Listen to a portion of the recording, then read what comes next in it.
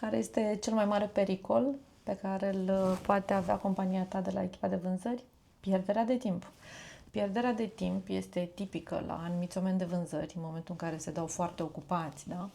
Dar tu ai nevoie de eficiență. În cazul în care ești interesat să devii mai bun anul acesta, echipa ta de vânzări să simți că este mai performantă, hai să facem un screening vis-a-vis de activitățile pe care ei le întreprind, modul în care își gestionează timpul, astfel încât la finalul sesiunilor pe care o să le avem împreună să ajungem la un mod de lucru mult mai organizat, la a pune punctul pe i, da? A pune degetul pe rană, acolo unde există scurgeri de timp, care pentru tine ce reprezintă?